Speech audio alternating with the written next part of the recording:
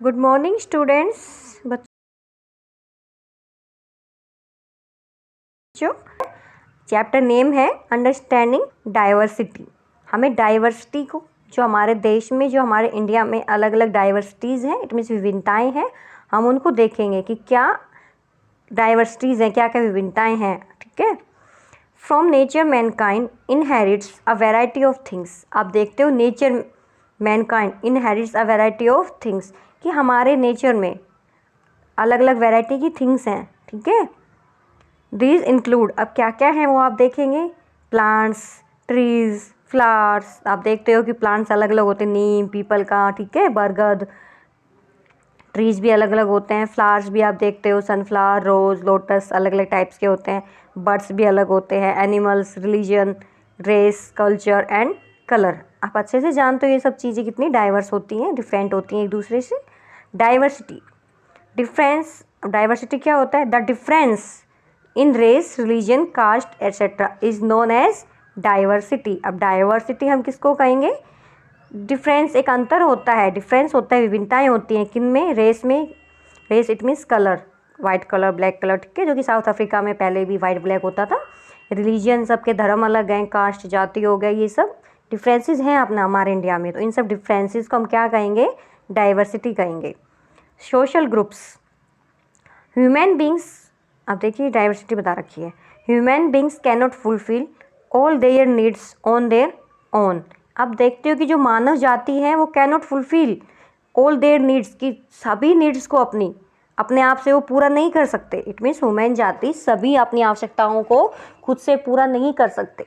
ठीक है। They depend on other social groups to fulfil these needs. वो अपनी नीड्स को फुलफिल करने के लिए अदर सोशल ग्रुप्स के ऊपर डिपेंड रहते हो। आप भी देखते हो, आप रहते हो तो कुछ ना कुछ ऐसा होता है कि आप अपने नेबर से आपको लेना पड़ता है, या नेबर आपके पास आते हैं, बाय चांस हो जाता है ऐसा कभी कभी। तो एक दूसरे के ऊपर सब डिपेंड रहते हैं, अपनी नीड्स को एक पर्सन फुलफिल नहीं कर सकता।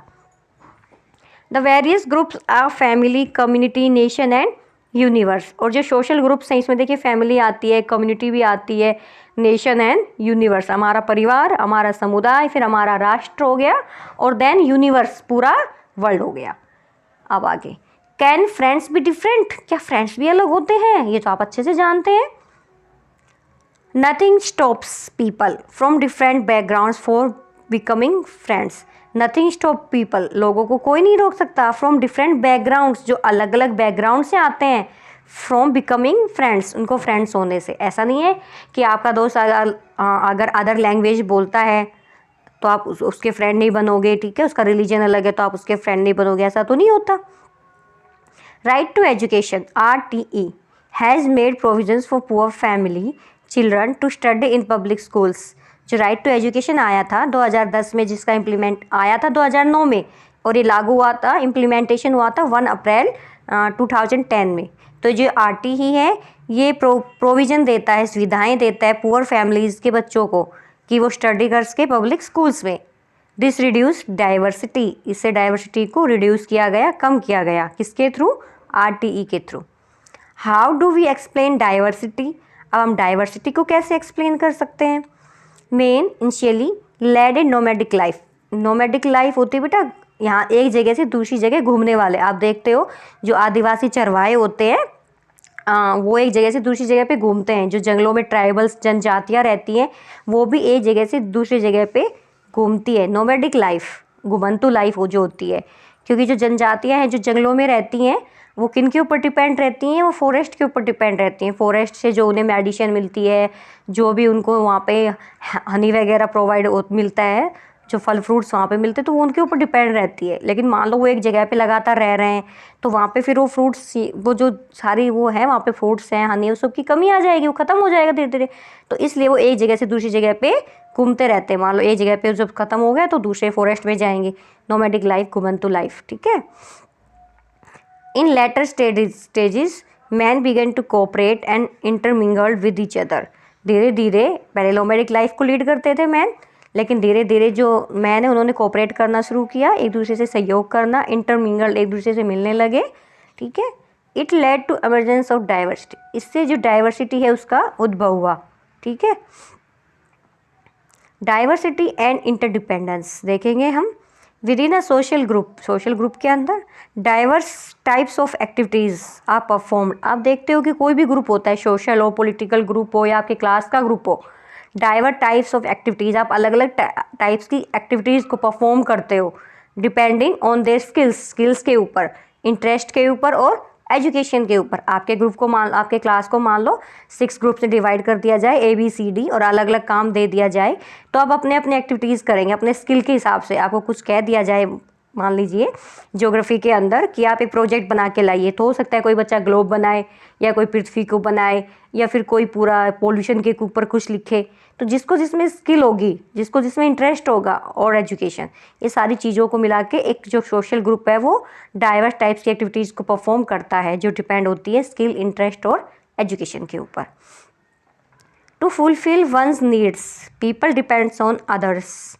टू फुलफिल वंस नीड्स, एक की नीड दूसरे पीपल के ऊपर डिपेंड होती है, तो एक दूसरे की नीड्स को फुलफिल करते हैं। अब मान लो आपके क्लास को 6 ग्रुप में डिवाइड किया हुआ है, हो सकता है कि आपके पास उसी टाइम पे कुछ ना हो तो आप सेकंड ग्रुप से मांगो कि पेंसिल दे दो मुझे, इरेजर दे दो, शार्पनर दे दो, या कुछ हो सकता है कलर दे दो। तो एक दूसरे के ऊपर नीड्स डिपेंड होती हैं। With the onset of globalisation, अब ग्लोबलाइजेशन आया, ग्लोबलाइजेशन का ऑनसेट उद्भव हुआ कब हुआ? 1991 में, 1991, ठीक है। LPG आया था 1991 में। The concept of interdependence, interdependence होता है ना कि एक दूसरे के ऊपर निर्भर है, इंटरडिपेंडेंस पूरक है एक दूसरे के, between diverse areas has got a boost. जो इंटरडिपेंडेंस का कंसेप्ट आया, डाइवर्स एरियाज जो थे हैज गोट अ बूस्ट, इनको एक बूस्ट मिला, ठीक है। ग्लोबलाइजेशन होता है वैश्वीकरण, पूरे विश्व को एक करना, सारी कंट्रीज को इंटरलेक करना। यूनिटी इन डाइवर्सिटी, अब देखिए हमने पढ़ा कि डाइवर्सिटी है इंडिया में, बहुत ज़्यादा डाइवर्सिटी है, इवन वर्ल्ड के अंदर भी है। इवन आपके क्लास 2 में भी डाइवर्सिटी मिलेगी आपको कि लैंग्वेज अलग है, रिलीजन अलग है, कास्ट अलग है, रेस भी अलग है, ठीक है, सबका बैकग्राउंड अलग है, आप देखते हो। लेकिन डाइवर्सिटी है इंडिया में, ओके। लेकिन एक लाइन हम बोलते हैं ना, यूनिटी इन डाइवर्सिटी, कि अनेकता में भी एकता है। डाइवर्सिटी है, अनेकता है बहुत ज़्यादा, लेकिन यूनिटी, एकता भी तो है इंडिया में। अब वो कैसे है ये हम देखेंगे। India is a land where unity and diversity go hand in hand. अब देखते हो कि इंडिया एक ऐसी भूमि है जहाँ यूनिटी, एकता, और डाइवर्सिटी, अनेकता, गो हैंड इन हैंड, एक साथ चलते हैं। अब देखते हो इंडिया में तो सबसे ज़्यादा रिलीजियस कास्ट वगैरह हैं, बहुत ज़्यादा हैं, सबकी लैंग्वेज अलग है। साउथ में आप जाते हो तो अलग ड्रेसेस पहनते हैं, वो अलग उनकी लैंग्वेज है, केरला मलयालम होती है, महाराष्ट्र में मराठी बोलते हैं, हरियाणा में हरियाणवी बोलते हैं, ठीक है। यूपी में आपकी हिंदी बोलेंगे, आपके MP में अलग लैंग्वेज है। तो आप देखते हो कि लैंग्वेज भी अलग हैं, ट्रेडिशंस अलग हैं, कस्टम्स अलग हैं, रिचुअल्स अलग हैं, रिलीजियस अलग है, लेकिन ये सब होते हुए भी यूनिटी है, एक साथ चलती है, hand in hand. Indians join hands against sahibs to liberate the country. देखिए फिरंगी साहेब, फिरंगी किसको कहते हैं आप बताएंगे? आप में से कोई बताना चाहेगा?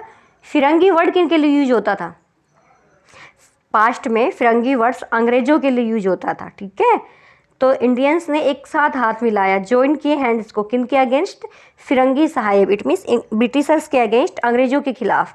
टू लिबरेट दी कंट्री, अपनी कंट्री को लिबरेट करने के लिए, फ्री आज़ादी दिलाने के लिए सभी इंडियंस एक साथ मिलके आए थे फिरंगी साहिब के खिलाफ। फिरंगी इट मीन्स अंग्रेज। पंडित नेहरू, मोस्ट इंपॉर्टेंट है ये लाइन। इन हिज बुक, देखिए पंडित जवाहरलाल नेहरू एक बुक लिखी थी इन्होंने, जो कि हमारे इंडिया के क्या थे? First prime minister. इन्होंने कौन सी बुक लिखी? डिस्कवरी ऑफ इंडिया, भारत की खोज, ये इनके द्वारा लिखी गई बुक है। दैट, इनमें क्या लिखा इन्होंने लिखा कि Indian unity is not something impose from outside, कि जो भारतीय एकता है इज़ नॉट समथिंग इम्पोज, ये भारत से आउटसाइड, इट मीन्स जो भारतीय एकता है ये भारत से बाहर से, हमने बाहर से इम्पोज नहीं की है, आउटसाइड से हम नहीं लेके आए हैं इंडियन यूनिटी को। By rather it is something deeper and within its folds, जबकि ये बहुत ही गहरे रूप से और अपने इस प्रकार के अंदर से खुद से आई है, लोगों के अंदर से। ये ऐसी कोई चीज़ नहीं है यूनिटी जो हम किसी दूसरी कंट्री से लेके आ गए, आउटसाइड से लेके आ गए, नो, ये डीपर अंदर से आई है, ठीक है, विद इन इट्स फोर्स, अपने अंदर से ये धीरे धीरे डेवलप हुई है लोगों के अंदर, बाहर से हम कहीं से नहीं लेके आए यूनिटी को, यूनिटी सबके अंदर होती है। अब देखिए कि लद्दाख एंड केरला, अब देखते हो ना लद्दाख कहाँ पे है, बिल्कुल नॉर्थ में है, और केरला कहाँ है इंडिया के मैप में, साउथ में है। तो हम नॉर्थ और साउथ का कंपैरिजन करेंगे लद्दाख और केरला का। Ladakh is a cold desert in Jammu and Kashmir. आपको अच्छे से पता है कि लद्दाख जो है वो जम्मू कश्मीर में बहुत ही कोल्ड डेजर्ट, ठंडा मरुस्थल है। वेयर शिप इज डोमेस्टिकेटेड, जहाँ पे शिप को पाला जाता है, भेड़ को, आप देखते हो। And Buddhism is the main reason, और जो बुद्धिज्म है, जो बुद्धिस्ट है, बौद्ध धर्म है, वो मेन रिलीजन है वहाँ पे, रीजन नहीं रिलीजन है, धर्म है। अब केरला को देखें, Kerala is south India. Kerala कहाँ पे है, साउथ इंडिया में। Is a multi religious state. Kerala में कोई एक रिलीजन तो होता नहीं, एक धर्म तो है नहीं, वहाँ पे मल्टी रिलीजियस है, मतलब अलग अलग धर्म के लोग केरला में रहते हैं। लेकिन लद्दाख में हमने देखा कि बुद्धिज्म मेन है, केरला में मल्टी रिलीजियस लोग रहते हैं। And is famous for its spices and fish. और केरला किसके लिए फेमस है, मसालों के लिए, स्पाइसेस एंड फिश, मछलियों के लिए केरला फेमस है। केरला के जो मसाले हैं वो तो आउट ऑफ कंट्री भेजे जाते हैं, ठीक है, एक्सपोर्ट किया जाता है स्पाइसेस का। तो अब देखो कितना डिफरेंस है, लद्दाख में तो सिर्फ शेप भेड़ पाली जा रही हैं और बुद्धिज्म मेन रिलीजन है, लेकिन केरला तो मल्टी रिलीजियस स्टेट है, और ठीक है, और यहाँ पे क्या पाला जा रहा है, यहाँ पे फेमस क्या है, स्पाइसेस एंड फिश यहाँ पे फेमस है, ठीक है। तो आपको ये डिफरेंस देखना है। देन आपको यूनिटी इन डाइवर्सिटी आपने अच्छे से देखा है, समझ में आया है आपको, ठीक है। और आपको ये लाइन, ये जो बुक है डिस्कवरी ऑफ इंडिया, इसको आपको अंडरलाइन करना है, ठीक है, कि डिस्कवरी ऑफ इंडिया किसने लिखी है बुक, वो रोड दिस बुक, वो वॉज रोड दिस बुक, तो आपको बताना है पंडित नेहरू, ठीक है। और ये भी क्वेश्चन बन सकता है कि फिरंगी वर्ड किन के लिए यूज़ किया गया है, कि ये फिरंगी वर्ड्स किन को रिफर्स करता है, किसके रेफरेंस के लिए है, तो अंग्रेज इंग्लिश के लिए, ठीक है, इंग्लिशर्स के लिए, ब्रिटिशर्स के लिए ये है, ओके। ये आपको पता होना चाहिए। नेक्स्ट आप देखिए, ये देखिए डाइवर्सिटी हो गया, ये आप आरटी के लिए बता सकते हो, आरटी की full form right to education, okay. ये आपका चैप्टर था, ठीक है, इसके मैंने नोट्स के थ्रू आपको ये चैप्टर समझाया है, ये नोट्स मैं आपकी क्लास में सेंड कर दूँगी, okay. Thank you so much.